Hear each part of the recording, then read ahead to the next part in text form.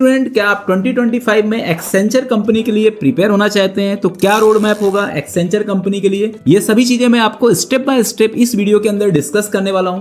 जैसे बहुत सारे स्टूडेंट की ड्रीम कंपनी होती है कि एक्सेंचर के अंदर उनका प्लेसमेंट हो, तो इसके अंदर सबसे पहले आपको क्या एलिजिबिलिटी क्राइटेरिया है एक्सेंचर कंपनी का, that I will discuss. What is the hiring process, what is the key technical skills, technical and HR interview में कैसे क्वेश्चन पूछे जाते हैं, offer letter and onboarding में क्या प्रोसेस होता है, किस तरीके के मोस्ट इंपॉर्टेंट क्वेश्चंस और उसके करस्पॉन्डिंग आंसर्स आपको कहां पे मिलेंगे, किस तरीके से मतलब आप प्रिपेयर करें टेक्निकली, और इसके अंदर क्या रोल और क्या पैकेजेस होता है, ये सभी चीजें मैं इस पर्टिकुलर वीडियो के अंदर बताने वाला हूं। तो देखो, एजुकेशन क्वालिफिकेशन आपका बीई या बीटेक होना चाहिए। अब मैं हायरिंग प्रोसेस की बात करता हूं कि एक्सेंचर कंपनी का हायरिंग प्रोसेस क्या है। इसमें सबसे पहले आपका इंग्लिश एबिलिटी टेस्ट होता है।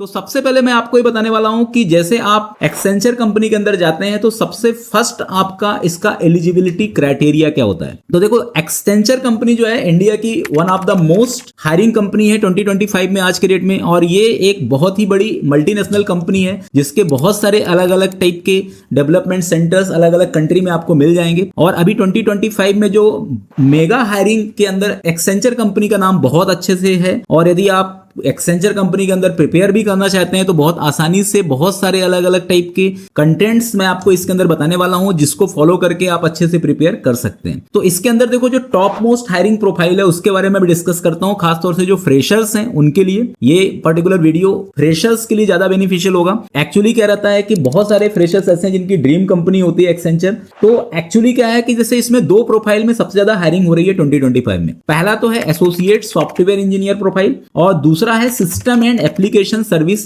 एसोसिएट। इन दोनों प्रोफाइल में सबसे ज्यादा हायरिंग इंडिया के अंदर एक्सेंचर कंपनी कर रही है। अब सबसे पहले मैं आपको बताने वाला हूं कि जैसे बहुत सारे लोगों के दिमाग में ये डाउट रहता है कि इसके लिए एजुकेशन क्वालिफिकेशन क्या है। तो देखो, एजुकेशन क्वालिफिकेशन आपका बी या बीटेक होना चाहिए, ठीक है, ऑल ब्रांचेस। इसमें कोई क्राइटेरिया नहीं है कि सीएसआईटी होना चाहिए। एमई एमटेक लिमिटेड रोल्स रहता है इसके लिए। एमसीए एमएससी कंप्यूटर साइंस और आईटी वाले भी अप्लाई कर सकते हैं, और इसके लिए 2024 या 2025 के पास आउट स्टूडेंट ही अप्लाई कर सकते हैं फ्रेशर लेवल पे। यदि आप 2022, 2023 या 2021 पास आउट हैं तो आप फ्रेशर लेवल पे अप्लाई नहीं कर सकते हैं। एकेडमिक क्राइटेरिया क्या होता है? मिनिमम 60% 6.5 सीजीपीए आपके लिए मैंडेटरी होता है, ठीक है। 10th और 11th और ग्रेजुएशन के अंदर 60% क्राइटेरिया आपका फुलफिल होना चाहिए। इसमें कोई भी बैकलॉग, एक्टिव बैकलॉग नहीं होना चाहिए, और 1 ईयर का एजुकेशन गैप एक्सेंचर कंपनी के लिए अलाउड है, ठीक है। मतलब 1 ईयर तक आपका यदि गैप है तो आप इसके लिए अप्लाई कर सकते हैं। अब मैं हायरिंग प्रोसेस की बात करता हूं कि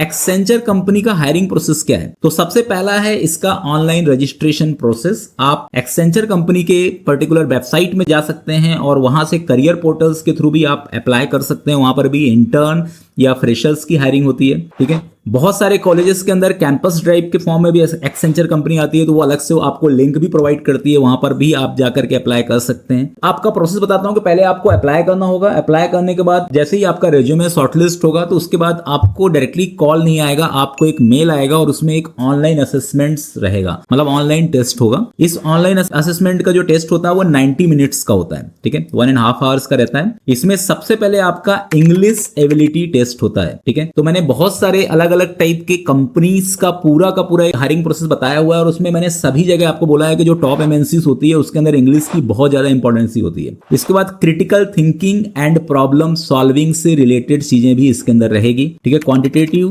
एप्टीट्यूड्स के क्वेश्चंस भी रहेंगे, common applications and MS office के क्वेश्चंस भी रहेंगे, सिंपल जो आप बना सकते हो, और सूडो कोड रहेंगे, मतलब बेसिक लॉजिकल रीजनिंग टाइप के क्वेश्चंस रहेंगे, या कुछ एल्गोरिथम्स रहेंगे जिनको आपको सॉल्व करना रहेगा सूडो कोड के माध्यम से। इसके बाद कम्युनिकेशन असेसमेंट का राउंड रहेगा।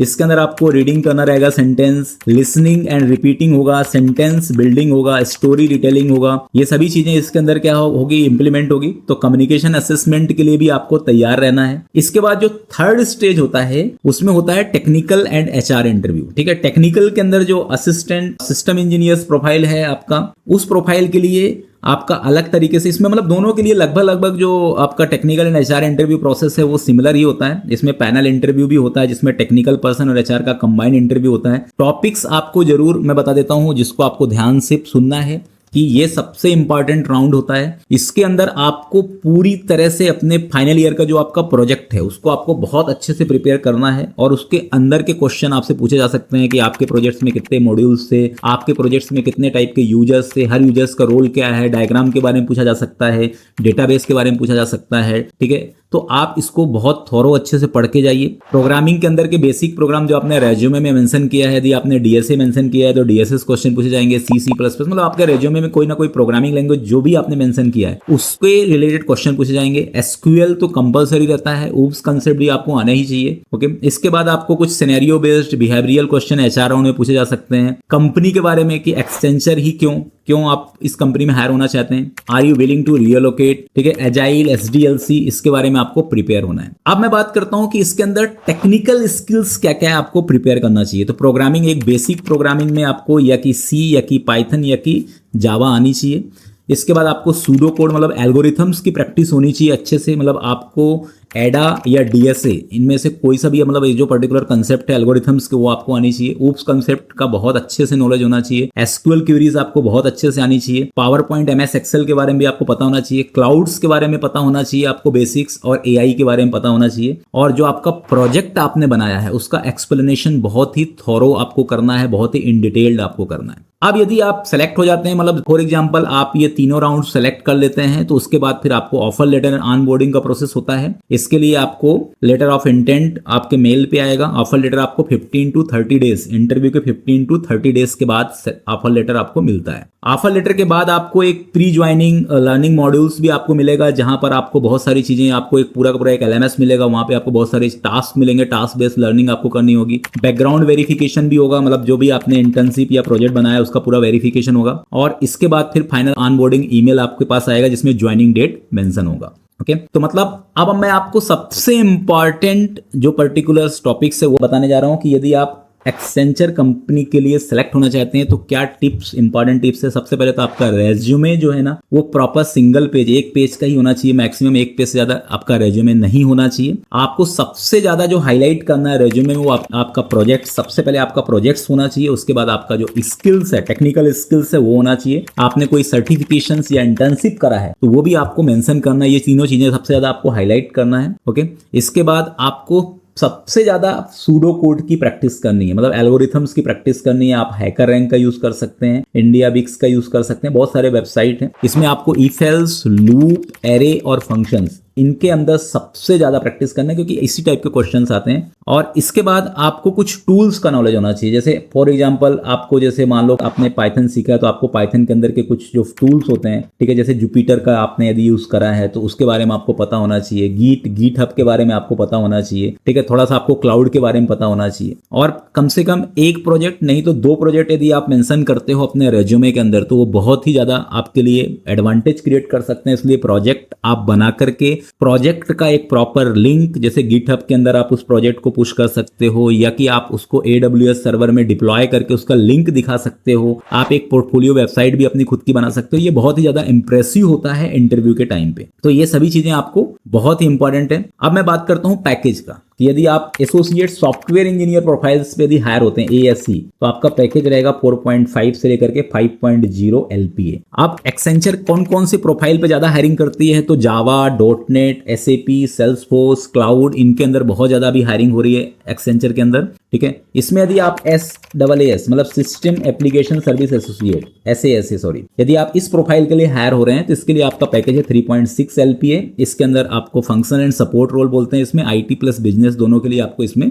मैनेज करना पड़ सकता है। तो ये पूरा का पूरा जो मैंने आपको रोड मैप बताया, जो प्रोसीजर बताया, यदि आप इस प्रोसीजर को अच्छे से फॉलो करते हैं तो एक्सेंचर कंपनी के लिए आप प्रिपेयर हो सकते हैं, आप इसके इंटरव्यू को क्रैक कर सकते हैं। ओके, इसका जो पर्टिकुलर लिंक है कि आपको एक्सेंचर कंपनी को कैसे अप्लाई करना है, तो उसका जो करियर पेज का लिंक है वो भी मैं शेयर कर रहा हूं इस पर्टिकुलर वीडियो डिस्क्रिप्शन के अंदर आपको मिल जाएगा। और इसके अंदर जो लर्निंग कंटेंट्स हैं वो भी मैं आपको शेयर कर रहा हूं। तो मैं ऐसे बहुत सारे अलग अलग कंपनियों का पूरा एक रोड मैप वीडियो मैंने बना के ऑलरेडी रखा हुआ है। जैसे डिलॉइट कंपनी के बारे में मैंने पूरा का पूरा हायरिंग प्रोसेस बनाया है, आप मेरे यूट्यूब चैनल में जाकर के देख सकते हैं। इम्पेटस कंपनी का भी मैं बनाने वाला हूं अभी, ठीक है, this is a most popular company. Okay, Infosys company का मैंने ऑलरेडी बनाया हुआ है, आप उसका भी देख सकते हैं। ठीक है, अभी मैंने EY कंपनी का रिसेंटली बनाया हुआ है। तो ऐसे में बहुत सारे अलग अलग कंपनी जो इंडिया के अंदर के बहुत अच्छे अच्छे जो हायरिंग कर रही है 2025 में, उन सभी कंपनी के अंदर का हायरिंग प्रोसेस का वीडियो बना रहा हूँ। ठीक है, आप यदि इस टाइप के वीडियोस देखना चाहते हैं तो आप मेरे चैनल को सब्सक्राइब कर सकते हैं। ठीक है, क्योंकि इससे आपको बेनिफिट होगा, क्योंकि आपको